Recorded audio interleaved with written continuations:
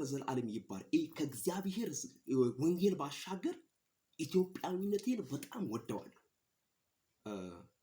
አንዴ እንዲህ ተባለ። ፕሮፌሰር መስፍን ወልደ ማርያም እንዲህ አላለው፣ እኔ ኢትዮጵያዊ ነኝ።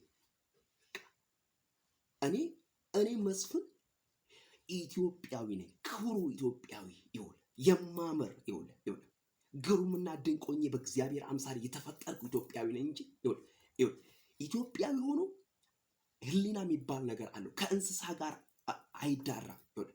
ግብረ ሰዶም አይሆንም። ወርዶ ውሻን አቅፎ ውሻን አይልሰው። ይሄ እንትና ሰብአዊነት የለም። ኢትዮጵያዊነት የከበረ ነው። የእግዚአብሔርን ወንጌል የሚያገለግል ለእግዚአብሔር ወንጌል አገልጋይ ፈርሃ እግዚአብሔር ያለው ህዝብ ነው የኢትዮጵያ ህዝብ ማለት። ወንጌልን የሚያገለግል የእግዚአብሔር ክብርን የሚያወራ እግዚአብሔር ትልቅ ነው የሚል ትልቅ የሆነ አምላክ ያለው ህዝብ ነው።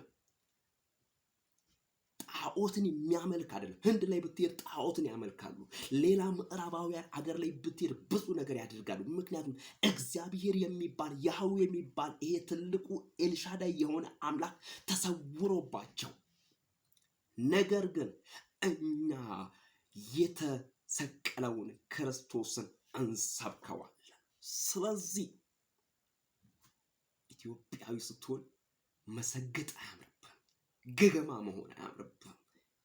ኢትዮጵያዊ ስትሆን መውረድ አያምርብህም። ብትወርድም ለማደግ መስራት ሊሆን ይችላል።